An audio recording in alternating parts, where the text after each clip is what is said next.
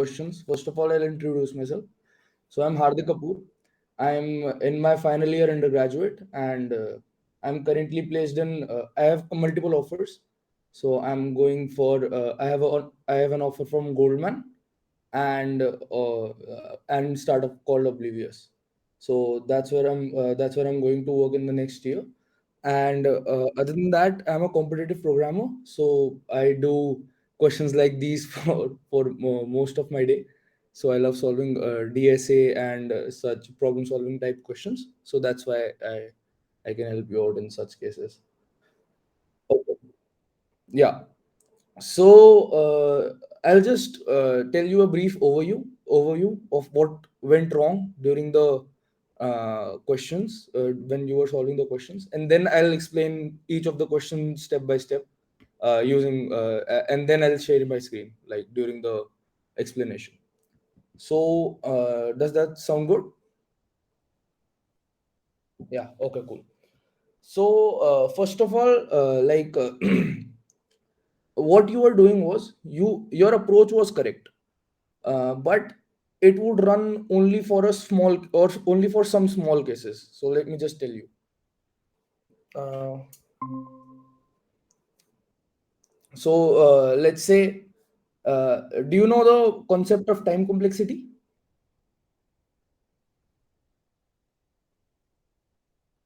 Okay, okay, cool. So time complexity. So just bear with my handwriting. Yeah, these are lead coding things. Yeah, correct. So, okay, basically, what I'm saying is, let's say you have an algorithm. So, let's say it runs for n is equal to 5,000 in 1 second. Now, I give you n is equal to 1e5. This is 10 to the power 5. So, it would take a lot more time to run the same algorithm for this huge n. Does this make sense? Yeah. So, that's what you were doing. Your algorithm would run perfectly for a small n, but for a large n it won't. So yeah, so there are some loopholes in your data structures understanding. Like the second question was of good level, but the first question contained some basic stuff. Like your approach was perfect, you used dynamic programming and all, but like you could have used hashing. I'll explain the whole problem, but like there are some loopholes, some tiny minor loopholes in your DS understanding, which would help you solve the question if you know those things. So some topics are missing in your understanding of data structures. Are you with me right now? Yeah, so this all makes sense, right?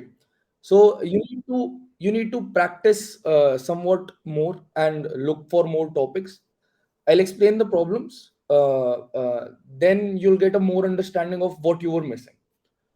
Okay, so let's go through the first problem first. So I'll just show the problem first. Just Yeah, I do. I won this actually. Yeah, at a competition only. Yeah, I had a Goldman competition. I was like second among my interns, so that's why I won this. Yeah, so just a second, I'll just share that.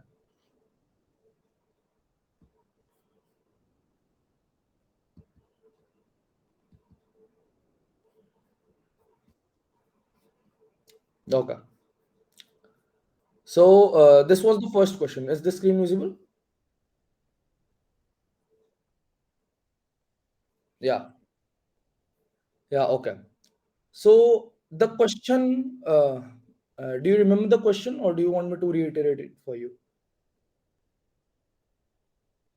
Okay.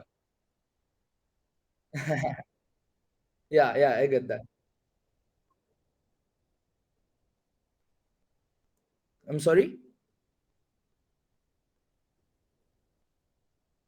Okay. Okay. I'll just explain the problem to you. Basically, Okay, okay, okay, cool, cool. So basically what you are doing is you are given some bags of rice. So each bag of rice, like the input is basically the input is just an array. The array contains some integers, and the integers means the size of the bag, let's say. So what you want to do is take a set out of these bags you are given, and the set should be in a particular way. So what's the particular way? The set should contain two bags of rice at least, and other than that, if we sort it in increasing order, the next, let's say you are looking at ith element, so it should be let's say the set is a, so a of I minus 1 into a of I minus 1 should be a of I, which means product square of the previous element should be this element. You have to create the set in such a way. Does this make sense? Okay, cool. So your approach was correct again, but first of all, you were iterating over the size of the array, and then after that, you were also iterating over the size of the array again. So the time you were iterating over all the elements twice. Does this make sense? Yeah. So this takes like order of n square times, just to be in technical terms, because you are you are iterating over n twice, in one iteration of I, you are iterating over the whole array again, basically. So it's order of n square, just to be in technical.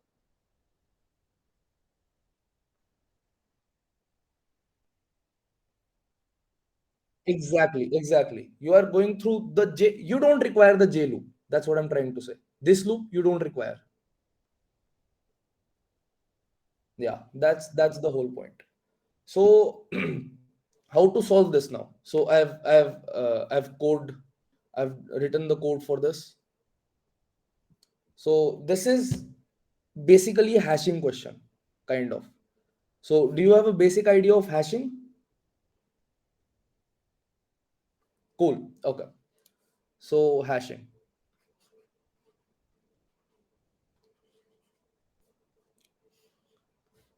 So basically, this is for some particular cases in which you are trying to find some element in the array. Let's say you are given an array A, 5, 2, 1, 3, 2, and 1 again. Let's say. So you want to check whether, let's say, 4 exists in the array or not, or let's say 5 exists in the array or not. So for this, you maintain a hash map. Just a second, I'll drink some water.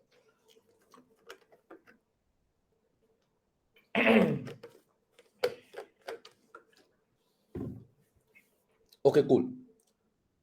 So for this, you need to maintain a hash map. So what's a hash map? Hash map will be as follows. It will be 5, it exists in the array, 2, it exists in the array, and so on. Are you with me? Yeah, okay. If you have any doubts, you can stop me anywhere and I'll clear your doubt first.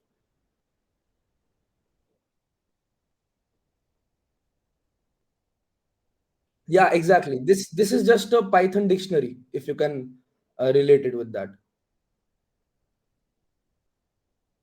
Yeah, so there are some there's a data structure in Python known as dictionary. A hash map is just exactly, exactly. A hash map is just that. You have the keys. Now, how do you solve this problem using that dictionary? You put the all of the elements of array A as form of keys in the dictionary, and just add a boolean flag as the value, like 5 exists in the array, so 5 is true, 2 is true, 1 is true. Now for any element, you want to check in the hash map, like you get a query like, does this element exist in the array A or not? So for every such element, you look in the dictionary and you see does this element exist as a key in my dictionary? That can be done in order one only. Order one means just constant amount of operations, negligible amount of operations.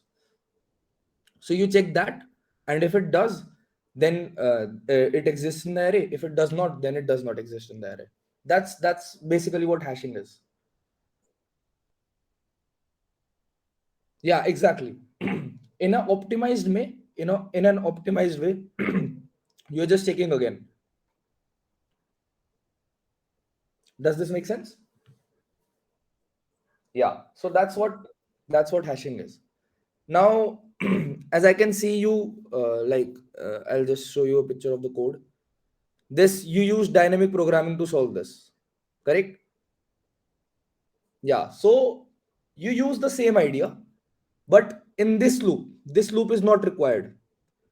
Basically, for let's say you are putting I. Let's say you're making a set, something, something, something, something, and in the end you see I. So the previous element must always be square root of I according to the question. This is true. Yeah, yeah. So exactly. So in the DP, like I'll explain through the approach you took. In the DP, if you want to put DP, if you want to see the answer of DP of I, it'll either be one, you just take this element in the set, or max of, just max of one, or dp of square root of I plus one. Yeah, this is mathematics. Yeah.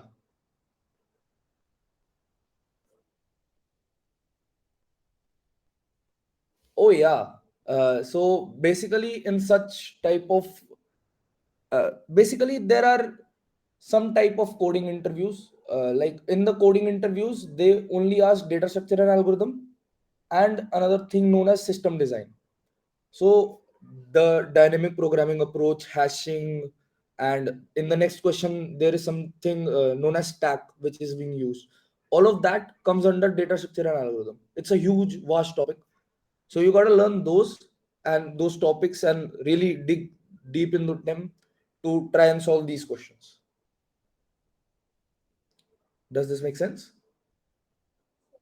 Yeah. So this is also just DP is also data structure basically. So what I'm doing is, like, if I'm putting I at the end, the previous element must be square root of I. Now I have the answer for this. I just want to add one to that. That's what this is. Yeah, add one. So only one element is being added up in this set, right? DP of I is just, so I'll just write the DP definition of DP. DP of I is just the maximum set size with the set ending at A.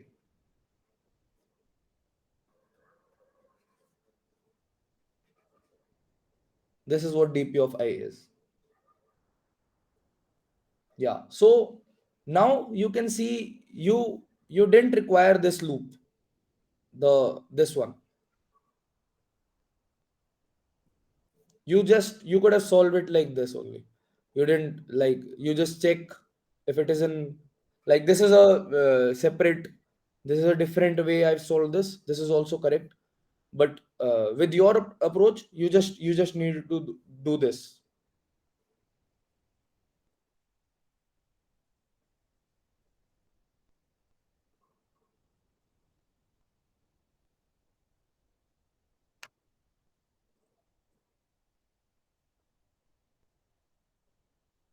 Exactly. Exactly. Optimization is where you failed. In both of your questions, your approach was perfect, but you had to optimize it a little bit, optimize it a lot. Like, removing just one loop sounds pretty easy, but to have the same algorithm and removing a loop, it's pretty difficult. Like, you need a lot of practice to do that.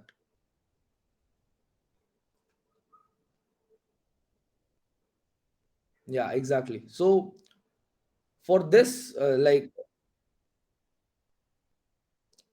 the first question, I would say it was medium, like easy medium. The next question was hard, definitely hard. The second question was definitely hard. Yeah. So this is clear, right? This question is clear. Okay, cool. Yeah, exactly. That's where you like. We can do one thing, if you want. We can have multiple such sessions in which I teach you DSA. I do that also. So DSA, data structure and algorithms, the art of solving such questions, basically. Yeah, you can think about that. That's okay. Mm-hmm. Okay. Yeah, exactly.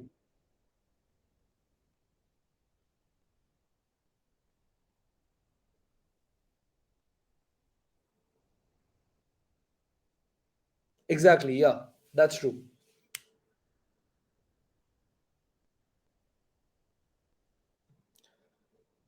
So, okay, cool. So, let's go through this. So, basically, like for lead code to solve lead code questions, you need multiple things. Like, it's not just you need math, but you also need the knowledge of stacks, let's say. You also need the knowledge of queues. So, like, do you know about breadth first search algorithm? Breadth first search. Yeah, that's implemented using queues. So all of this, like you need basically what you need is you need to know some algorithms, and when you're solving a new question, you want to reduce that problem to what you know, and then you want to solve that. So like I'll tell you my approach in solving this question. I knew about dynamic programming. I knew about hashing. I combined those two and then solved this question. That's what happened. So in the sessions, I'll teach you about hash map, hashing, and all such. Like there are multiple topics in data structure and algorithms. I'll teach you those, and afterwards, I'll give you some practice problems, lead code practice problems only, and some tougher ones, so that you can really like for sure you get that knowledge. That's what the questions are for. That's what we do then.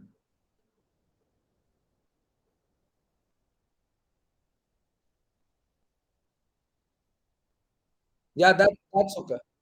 That's okay. Yeah. So,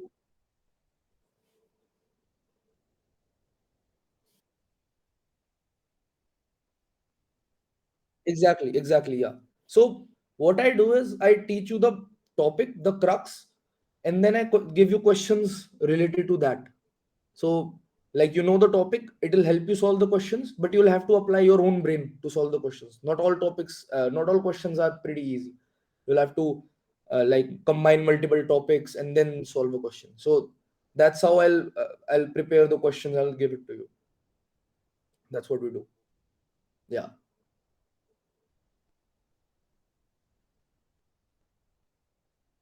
Yeah. Okay. Yeah. That I get that. I get that.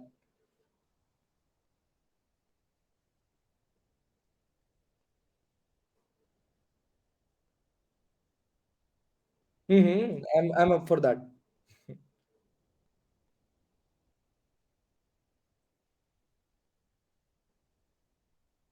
Hmm. Yeah. Yeah, we can for sure. Yeah. Yeah, it does. Okay, cool. So this was about the first question. Oh yeah, I've given like multiple such coding rounds, like multiple, and it's the same story in everyone. So yeah, you'll have to practice a lot to like ace all of them. So in my second year and third year of college, like we had COVID during then, so I practiced like 7, 7, 8 hours a day, such questions, so that I can be proficient in them. And then after like during my third year or fourth year, when the companies came to our college for campus placements, I aced every one of them. So that's why yeah. Yeah, okay. So let's go to the problems. So do you want to pick up a easier one or the second problem from this coding? You sent me two other problems on WhatsApp, right? Ah, nah. So the problems you sent me on WhatsApp were a little bit different. Yeah, they were. So I solved all four of them. So I can give you an. Yeah, you. So like I'll just second. Yeah, I'll just open it just a second.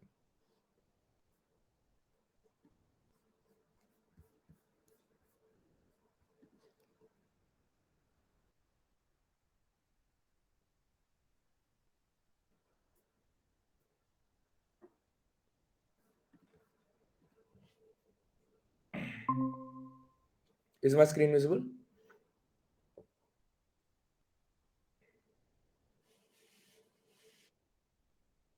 So this was the first question. Yeah, you sent me.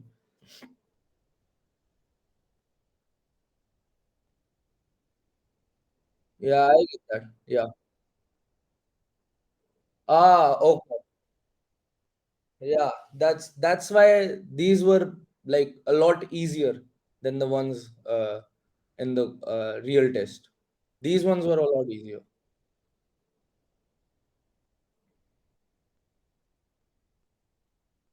Ah, okay, okay. We can do that. Yeah, cool. Yeah, I get that. But I solved all four of them, so I don't have any issue telling you.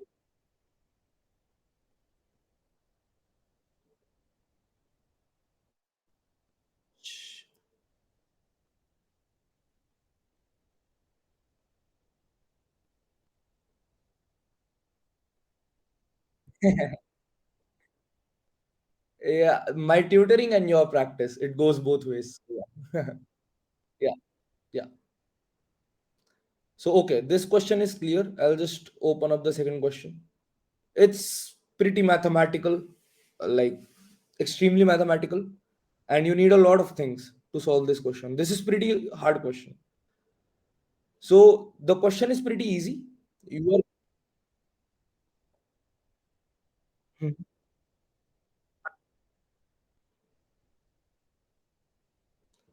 it depends. It depends. Like I gave one coding test of like you're asking for Amazon and all because I gave one coding test of media.net. It's a company, and the level of maths used there was like exceptional. There was one question which involved Markov chains. Markov chains is a pretty advanced topic in probability, but in this one you just need high school mathematics. So it depends on the type of question. Like for- if you go deep, there are multiple probability questions for which you need college level probability, but rest you can do with high school mathematics. That can work. Yeah. So do you want me to go over the question? Okay, cool. So basically in this also you are given an array. So the array contains some integers, and what you have to find is for every sub segment in the array, you want to calculate this, the minimum of that array times the sum of that array. You want to calculate this, and you want to calculate the sum of all such unit which you computed for all the sub arrays. Does this make sense? So basically I'll just draw this. It'll be easier to understand. Let's say you have an array 1, 3, 1, 2. Let's say this. Now what you do is you take this subarray, you take the minimum and the sum of this. Sum of this would be 5. So this is, let's say, this would be 5, and this is for this subarray. Now you take this subarray, now you take this subarray, and calculate this value for all such subarrays and sum those. That's what you have to find. Does this make sense? Yeah. So this is the whole problem.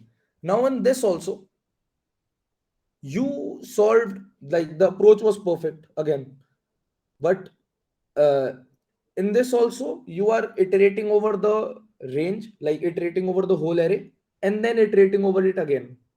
So you are using multiple loops again, order of n square, but the constraints only allow order of n, like you iterating over the array uh, a constant times n. That's what you need. Or let's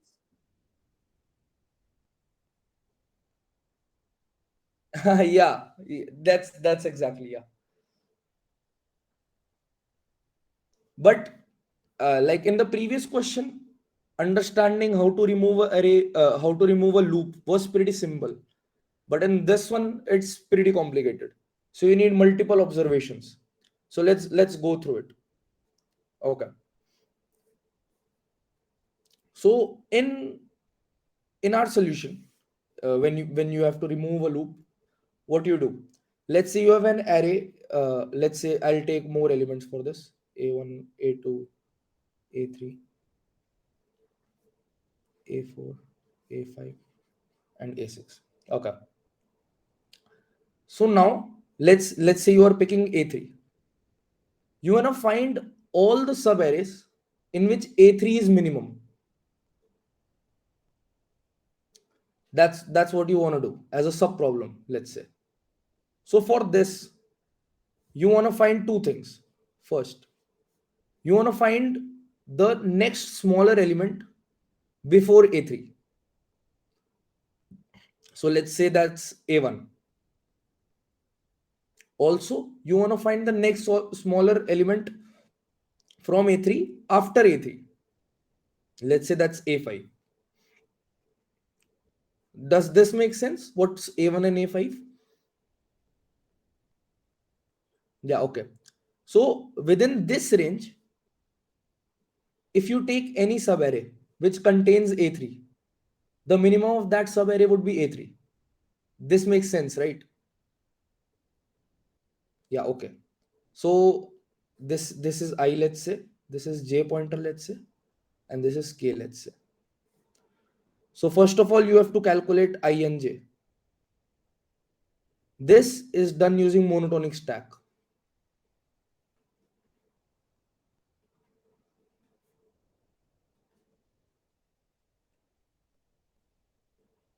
Yeah, again a topic in data structure algorithms. Yeah, so that's how it's calculated. It's or I'll just explain the idea of the whole question, and then I'll explain monotonic stacks if you want. So okay, next, second. Now you have to notice that you are, like, you can fix k, and you will be fixing k for every I, for like a1, a2, a3, a4. For all of them you'll be fixing k. So you are done with a loop. You can't use any other loop inside this, because the maximum the maximum number of operations the constraints allow is only order of n. You can only iterate over the array a multiple of n. That's it. So for this, you want to calculate the sum of all the subarrays which contains a3 from I to j in order of one time.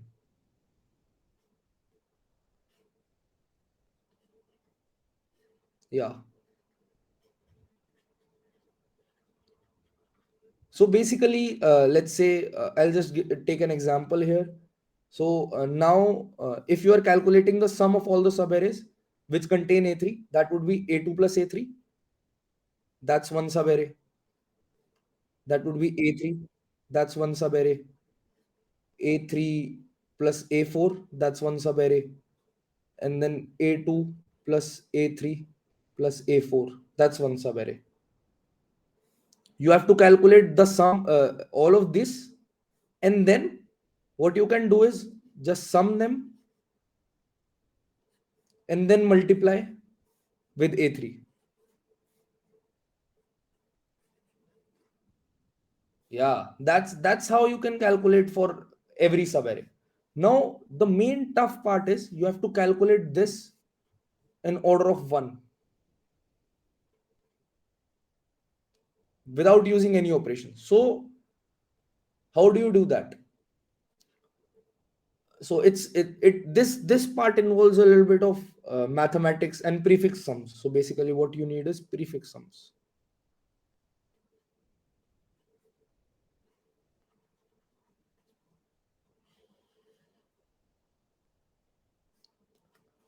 So what prefix sums are? Let's say you are given an array again. Do you know the basic idea of prefix sums, or do you want me to go over it? Cool, cool. Okay.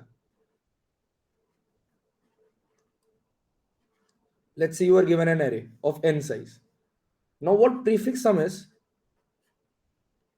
It's just an array in which the first element is, let's say, 0. The next element is a1. The third element is a1 plus a2. The fourth element is a1 plus a2 plus a3, and so on till all of ai.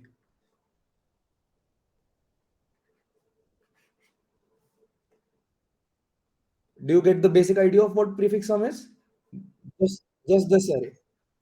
Now, one thing to notice, yeah, exactly. It's a list in which the first element would contain this, the second element would contain the sum of this, the third element would contain the sum of this, and so on. Yeah, this is what prefix sum is. Now, similarly, you can create a array of suffix sums. Prefix means from the start, and suffix means from the end.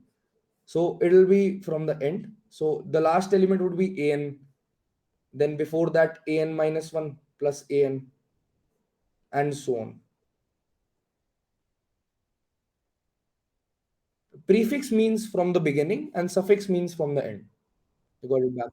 Yeah, yeah. So this is what prefix sums and suffix sums are. Now, how do you use it in this way? So first of all, one thing to notice here is, let's say you want to find the sum of this a of l to r. So this can be calculated in order of one using the prefix sums. So it would just be pref of r minus pref of l minus 1. Do you get how this is coming out? Yeah, so it'll just be a1 to ar, sum of a1 to ar minus sum of a1 to ar. Yeah, you exactly. That's the whole point. You gotta know some basic stuff and then build over it. Yeah, this is clear, right? Hello, this is clear. Like this is you understand this, right? Okay, okay, cool, cool. Okay, got it. Mm-hmm.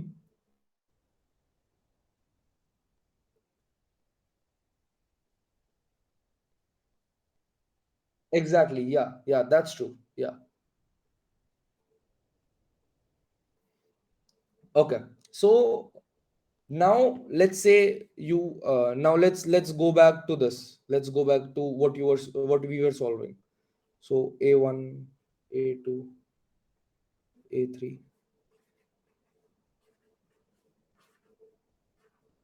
Now you want to calculate. Now this was the range we were talking about, right? This was I, this was J, and this is K. So this was the range in which we want to calculate the sum of all the subarrays in which A3 is included. So let's look at a ordered way of finding all the subarrays. So let's write this in here A3 and A4. So I want to take the sum of this and the sum of this plus the sum of this and the sum of this. In all of these arrays, A3 is included. So how do you calculate this? First, I'll try to calculate this part. These two, the sum of these two. This would be calculated by going one level up in the suffix and prefix sums. So basically, the suffix sum was just the reverse of the cumulative sum in the array. Now you calculate suffix square, which is just here suffix of n would be present. Here suffix of n minus 1 plus suffix of n. Does this make sense? Yeah. So you are calculating the suffix sum of suffix sum. That's what you are doing. Yeah, exactly. That's when I thought of this, I was really impressed with myself too. Yeah, I can do this. So that's what we do. Does this make sense? Cool. Okay. So now you want to calculate this A2 plus A3 and then A3. Let's look at a larger thing. Look for a general case.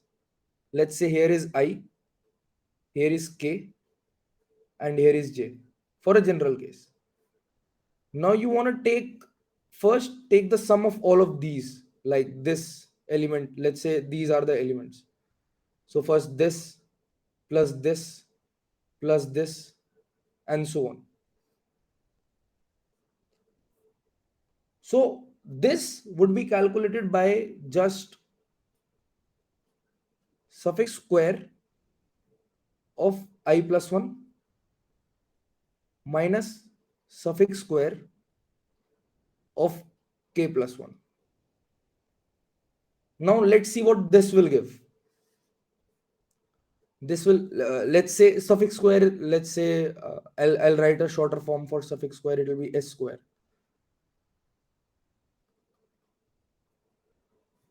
So now you are calculating s square of I plus 1 minus s square of k plus 1.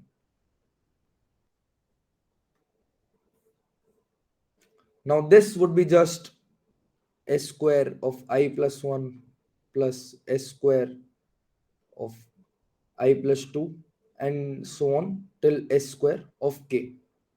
Till here it makes sense, right? Yeah. Yeah, sure.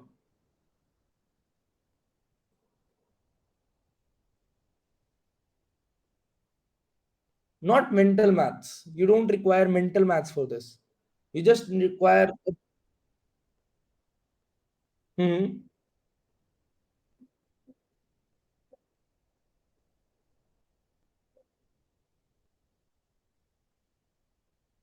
Ah, yeah, that's all you need. Yeah, I get that. That's all you need.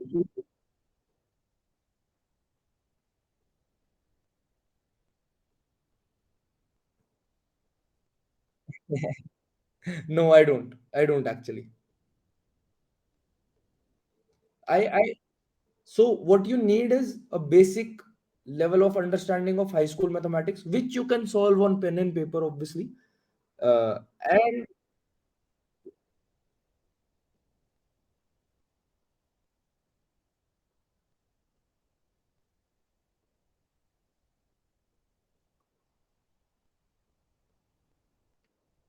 yeah, so this yeah, exactly. Yeah. So just one thing is like doing the addition, subtraction, and all of this is a little bit different. What you need here is a mindset for manipulation. So as you can see, I'm using suffix square array and then manipulating this array and using sums and differences to calculate what I need. That's what you need. That's the skill you need to solve such questions. Yeah, and this only comes through practice.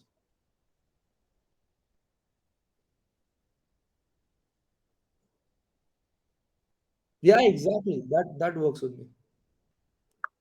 Yep,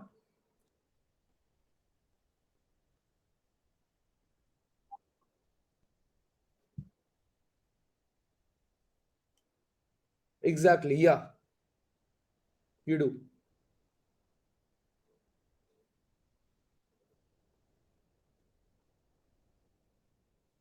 It is like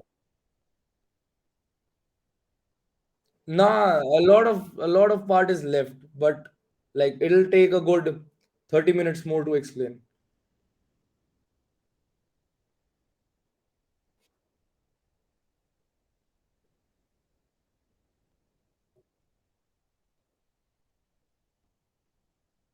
Yeah, for sure, for sure, for sure. I'll tell you. I'll tell you. Yeah. So let's see. So what's sub s square of I plus one minus h square of k plus one? It'll be sorry. Let's remove just a second.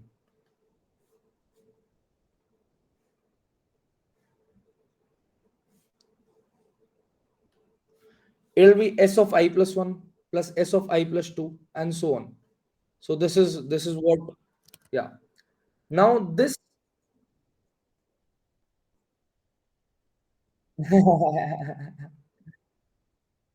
nowhere similar. That's not that. This is just the like one variable. Like s of I plus one is just a variable. I plus one th index at an of a variable array which is s. That's what s of I plus one is. So okay, going ahead. So now uh, this is what we get now. So now we have in the array. Let's say this is a of I and this is a of I plus one, a of I plus two, and so on. So now you have the sum of this plus sum of this plus sum of this and so on till here. This is what you have the sum of. Now you want to remove the sum of these from all of this, correct? Hello? Yeah, okay. So it'll just be the this minus the number of the terms of element in this, which would be I plus sorry k minus I times the suffix of k plus 1. This is what would give you what we required. This just a second, I lost. Where is that? Yeah, this whole huge formula is just the starting. It just gives you the sum of these a3 plus a2 and a3 in our case. Yeah, and now you want to add a4 also to this equation. For that, again, let's say this is ai and then this is ak plus 1, and again this is aj. Now I'll add this plus this to the sum I created plus this to the sum I created and so on. So this similarly can be calculated using prefix sums. The similar fashion, just using prefix sums. That's what we do. And using combining both of them, I'll calculate the sum of all the subarrays from L to R which contain AK, combining this sum and this sum.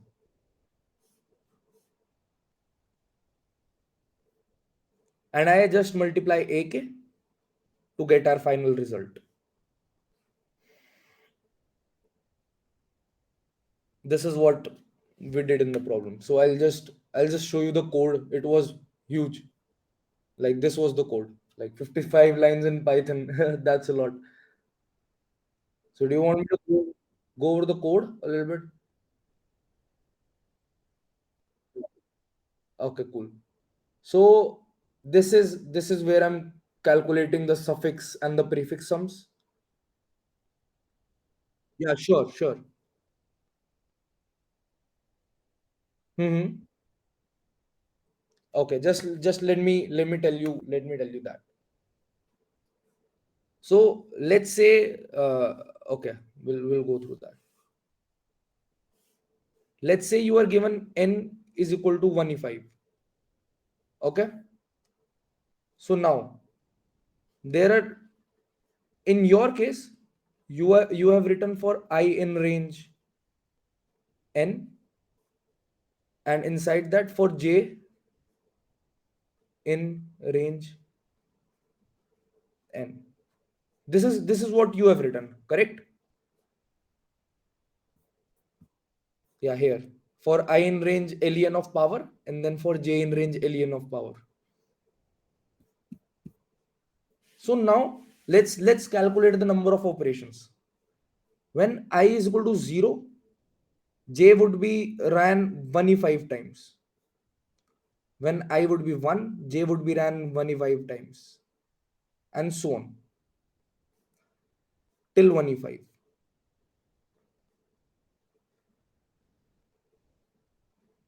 So can you calculate the number of operations for this? It will be 1e5 times 1e5. Oh, sorry, which would be 1e10. This is a lot.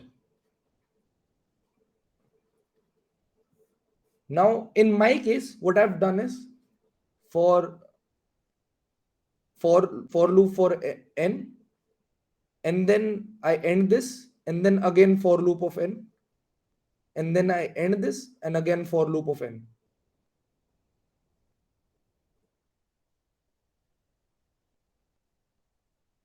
Not within a loop. This is different, and this is, no, no, no. Yeah, this I ended this loop and then started another loop. So in this case,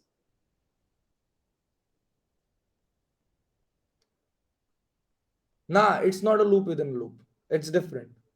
So you have to look at the indentation, right?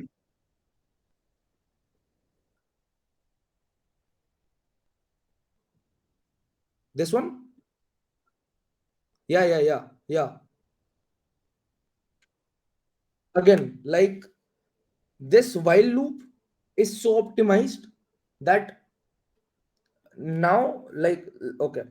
So for this, you need an idea of monotonic stack, because this is what the idea of monotonic stack basically is.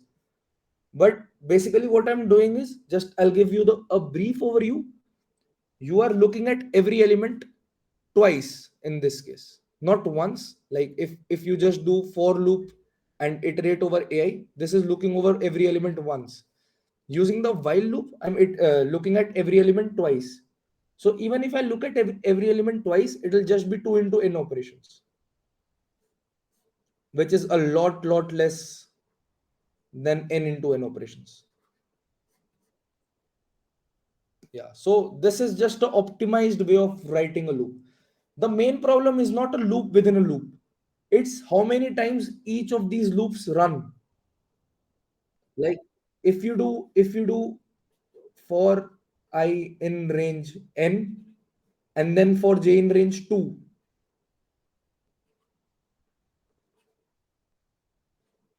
This is also running for only 2 into n times, which is a lot less than n into n. So this is also just order of n. So basically, like, uh, now you know how to calculate the number of operations, right? Just multiplying how many times the loop runs.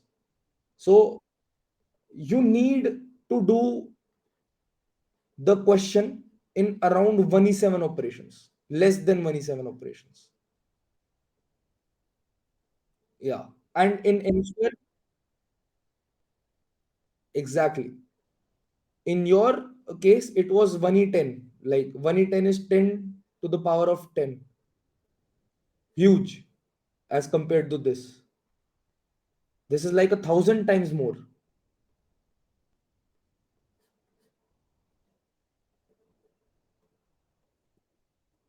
Yeah, exactly. So this is what we need to achieve. Uh, we want to do a question where the number of operations is less than 1 7. Like you can reach up to 1 8 in some questions, but not more than that. Depends on the time limit.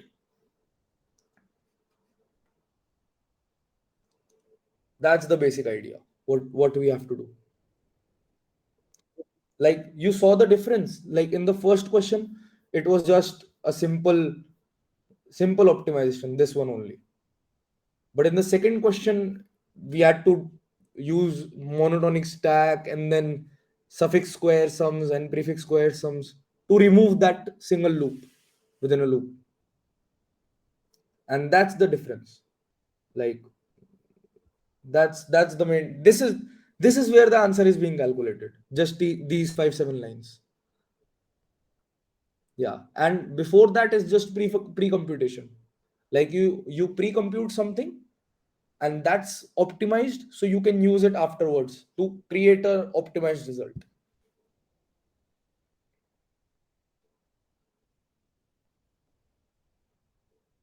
Does this make sense?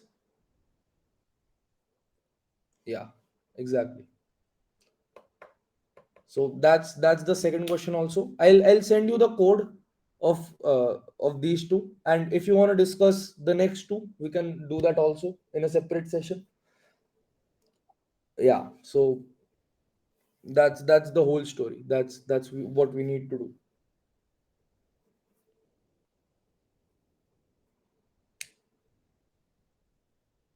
I'm sorry. Yeah, I did. Yeah. Regarding the questions, we're done. Yeah, sure. This was the code for question two.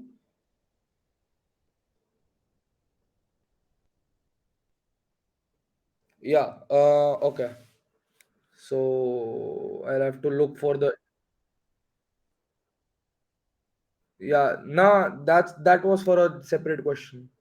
Let's look for this one. 2321.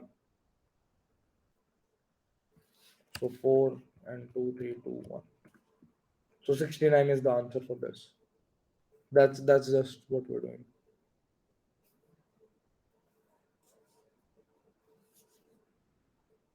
So I found a similar question on LeetCode. I can send you that also for you to practice and submit. Yeah.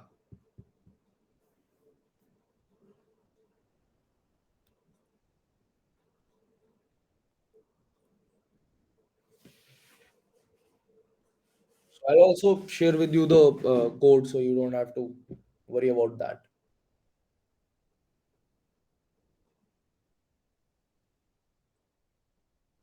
Yeah, I will. Don't worry. I'll send you the like it's written in a like the name of the Python file is good.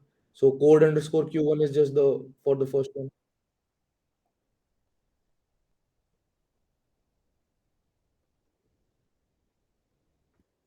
Sure, for sure. So this is the question one. Yeah, this is a smaller code as compared to that.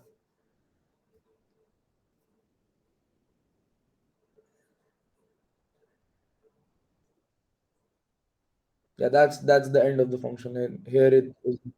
Yeah. Sorry,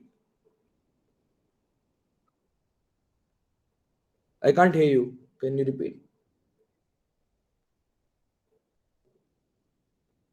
For me to write this one only took 15 minutes, like reading the question and yeah. The next one took around an hour, so 1 hour 15 minutes for both of them. Yeah,